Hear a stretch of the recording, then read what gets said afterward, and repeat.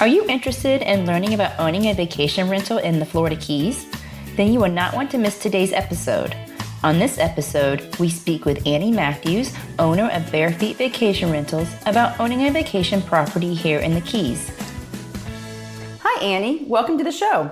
Thank you for having me, April. Tell us about Barefeet Vacation Rentals and yourself. Well, April, I've been doing management and rentals for residential real estate here in the Upper Keys for 30 plus years now. Originally, I was interested in sales, so after I got my license, I interviewed with a local company, Ganem Realty.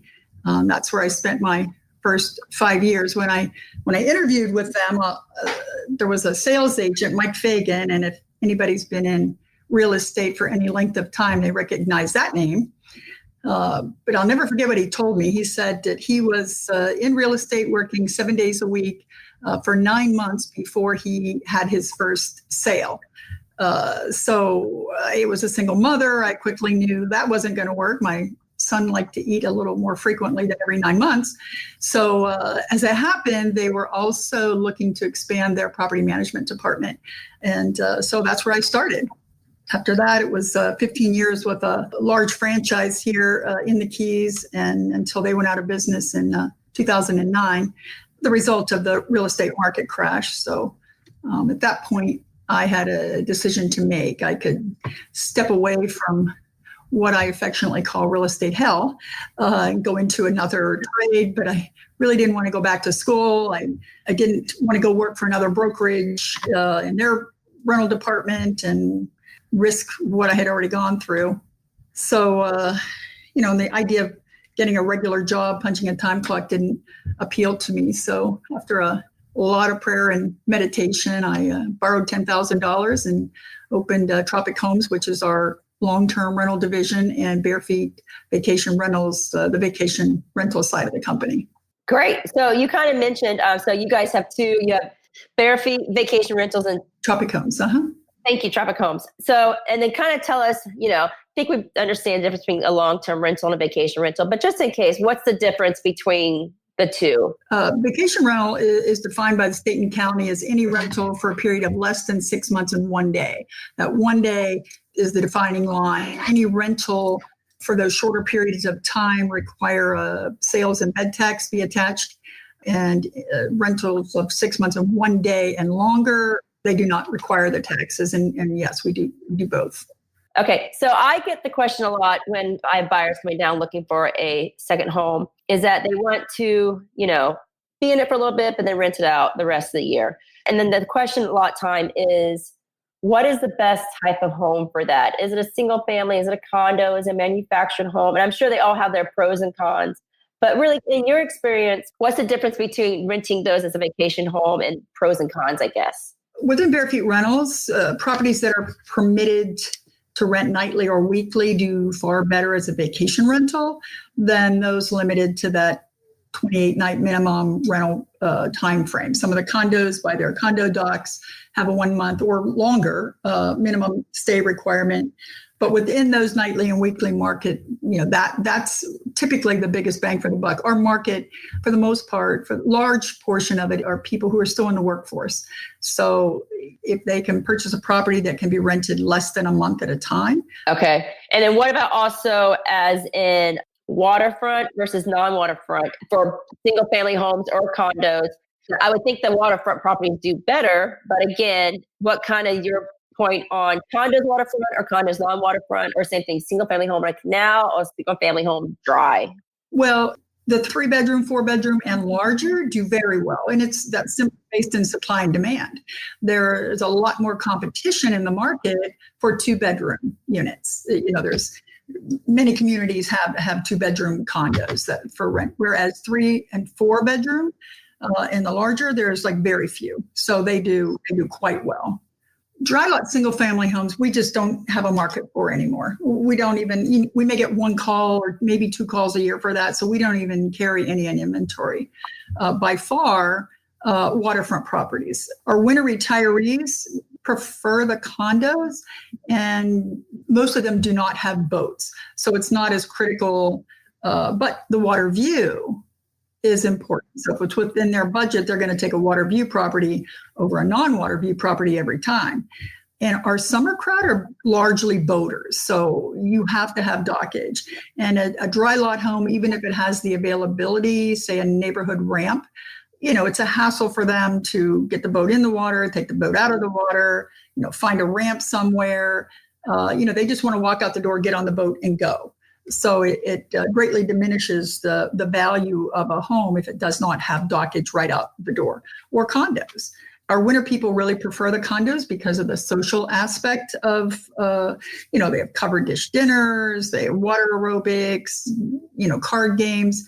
Whereas if they rent a home in a private neighborhood, you might smile and wave at your neighbor, but, we live here, we work, we socialize a lot less than people who are retired.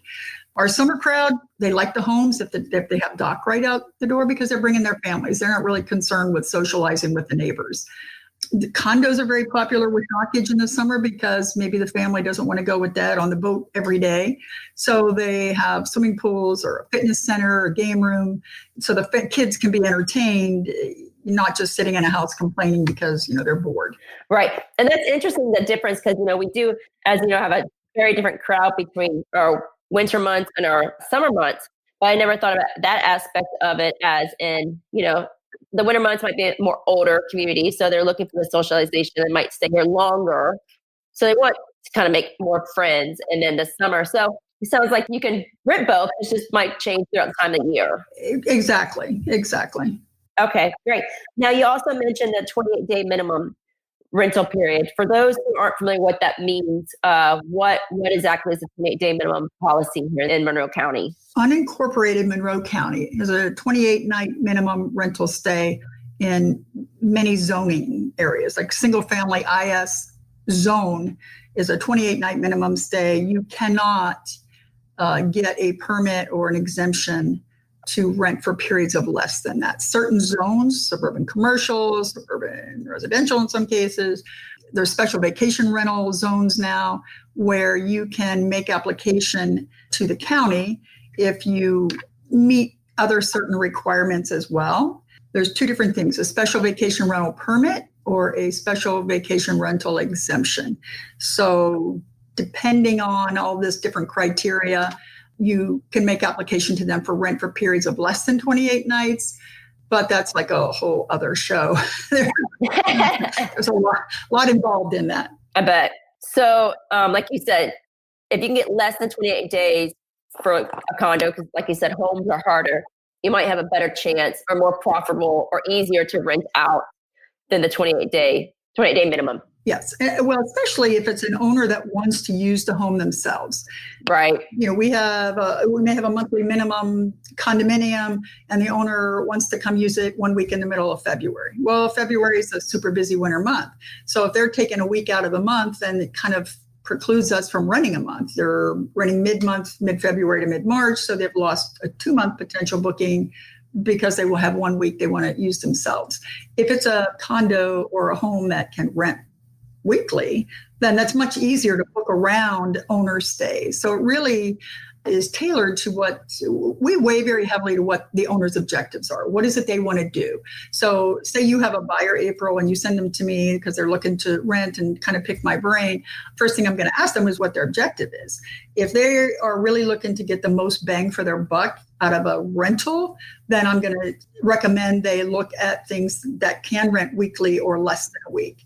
If they are really looking, say, hey, in 3 years we're going to retire and we're looking for a quiet community, then I would recommend looking for something that does have at least a 1 month minimum because it's much less traffic. It's much less in and out every week or every few days. So it's more conducive to year-round living. That makes sense. And that's good because you're right. It's like what's the end goal here? If they're doing it for an investment property, it's a totally different property as if, like you said, they're retiring and want to bring the family down for 6 months out of the year or whatever. So we have different seasons kind of here in the Keys. What would you say are our tourist seasons and I guess the best time to rent or the high and low seasons throughout here? Well, the winter season runs Christmas through Easter. And then our summer season runs from when school is out till when school starts again. So there's different, again, if you can rent less than a month, there are other times where, you're certainly going to get rental revenue. The summer holidays are super busy. Memorial Day, 4th of July, Labor Day to a lesser extent, Thanksgiving, so there are other times. There's fishing tournaments. So there may be a long weekend or something in May, which is typically a very slow month, that they'll be able to rent. If it's a monthly, people aren't going to come for a month for a 4-day fishing event. Right. That makes sense also. So say I have a buyer, they finally decide, okay, I want a condo. I know what I want it for. I'm going to rent it out, et cetera. They come to you and say, I want it in your system. What kind of steps do you guys do? Is there certain licenses, I'm assuming, that they need to go through from Monroe County? Do you help with that? How do you get them ready to get the house or condo on the market for rent? There are licenses that are required. There are nominal fees, sales tax license, their business tax license with the county, depending on if they're in a zoning where, say, Mariners Club or Ocean Point or Mube, the condos where they can file for a rental exemption, a special vacation rental exemption. Then we'll help them with that paperwork, get that started, submit that for them. Inspections, yes, there are inspections required, fire extinguishers, smoke alarms, balcony inspections, if they meet a certain criteria, also are required. Just other health and safety features. But yes, that's certainly something Barefeet Vacation Rentals can help them do, or any reputable property management company would be able to guide them through that. So let's talk about liability of owning a vacation rental. What type of insurance does the owner need to have for if they're using the property as a vacation rental? I know you're not an insurance agency representative, but what would you recommend to your client to have a vacation rental? Well, the most important thing is that their insurance company knows they're going to be renting as a vacation rental if it is available to be rented less than a month at a time. The insurance companies look at it differently, and they pay a higher premium for properties that can be rented, I'll call it nightly. So that's the critical point, is that their insurance company knows that they're going to be renting as a vacation rental, and then the liability portion of their policy is going to be a lot more than if they weren't renting it. In today's, litigious society, people want to, they get drunk and they're out in the tile and they slip and fall. All of a sudden it's, a lawsuit. So yeah, definitely want to be covered for that. Yeah, agreed. So then they hire you or another property management company. So obviously they have the fees they pay to property management. What about, what are the other additional fees, like cleaning or repairs, or what are some costs they need to kind of consider, they need to take in mind when they think of not just collecting the rent, but what are the costs they need to kind of consider too? Well, there's no charge for them coming into the inventory. We don't require any upfront money as far as that's concerned. As I said, their business tax license is like $20 a year. It's like nominal, things like that. As far as cleaning and maintenance, it really depends on how the property has been maintained as it comes into the inventory.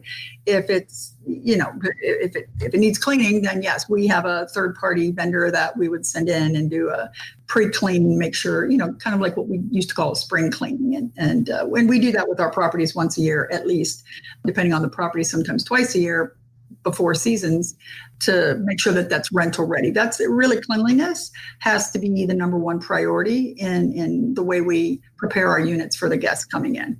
It doesn't have to have brand new furniture. It doesn't maybe have to have that $2 million view, but it better be clean.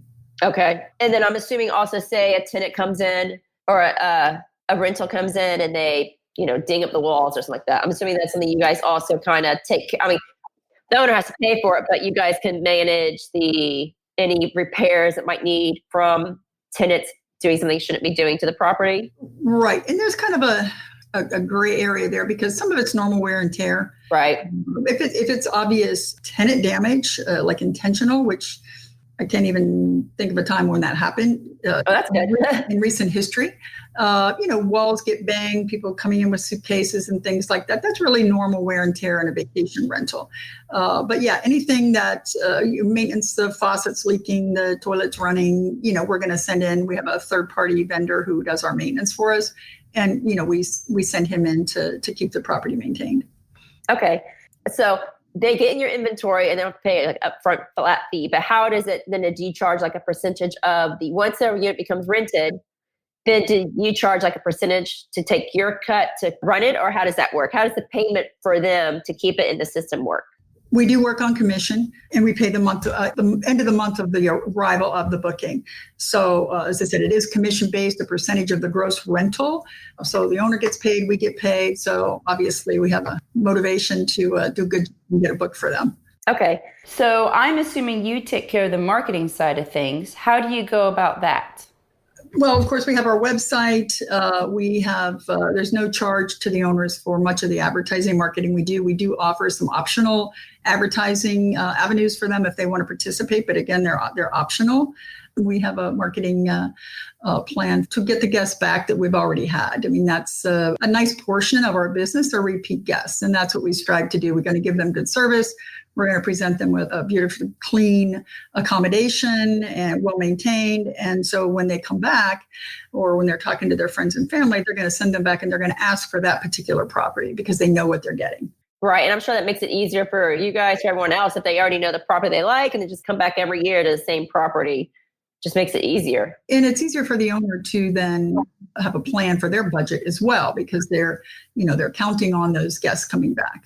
Yeah. So also, is there any advice you'd want to give to someone who, like I said, is looking to here in the Keys for a property to buy for as an investment property? What would be your recommendation for if they are interested in getting it in as a vacation property too? Well, because the largest volume of our travelers now are still in the workforce, I would certainly recommend looking at properties that have the option of being rented less than the 28 night. That they're just going to get just more bang for their buck. Plus, it's much easier, as I said earlier, to book rentals around the time that they want to use it. I mean, most of our owners do use their units at some portion of the year. And we don't limit our owners. We don't care if they come and they stay for 6 months out of the year or they come 10 times for a week out of the year. We don't care about that as long as they, make their reservation. They can do it right online. So when it's showing available to us, online to book, a guest can book just online at 2:00 in the morning. We don't have to worry about them booking over top of an owner or having to wait and speak with us. It's just easier to book around owner stays if it is less than a 28 night stay. Right. And it's nice that they can just do it digitally. They can just do everything online, just so much easier. Absolutely. I was very nervous about that years ago when online booking, came to be. It's like, oh my gosh, I don't want, just because somebody has the money to pay doesn't mean that I want them in the property. So we still maintain a very personal contact and communication with our guests. If somebody books online, if it's overnight, we call them the next day, make sure that their occupancy limit does not exceed what is permitted in the unit, make sure that's the property for them, that's what they're looking for, that's the area.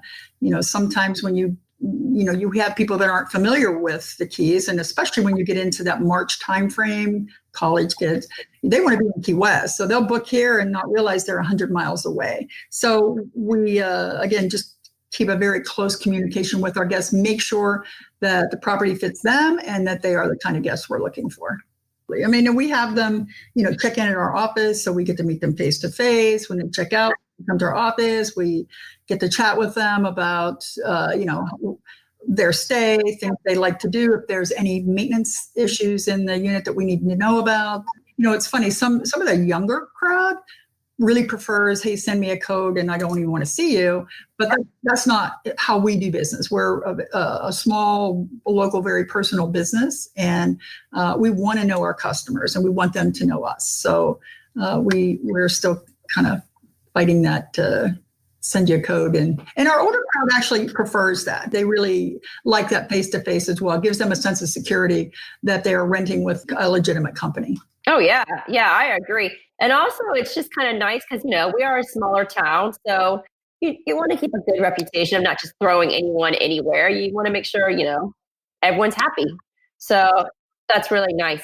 Well, this has been very informative, Annie. I really appreciate you coming on. And I wanted to say thank you for joining us. And if the listeners would like to reach out to you and ask any more information about your services, how can they reach you? What's the best contact? Our office is in the Pink Plaza at 103 and 0.4 mile marker. We're above Comcast. We're open 7 days a week. They can stop by or give us a call. The office number is 305-394-9787. Thank you, April. Perfect. Thank you, Annie. I appreciate it. And thank you all for listening to my show, the Florida Keys Real Estate Podcast. I'm your host, April Struess. And if you have any real estate questions regarding the Florida Keys, please feel free to reach out to me through my website at www.floridakeyssearch.com or give me a call at 305-399-6297. Have a great day.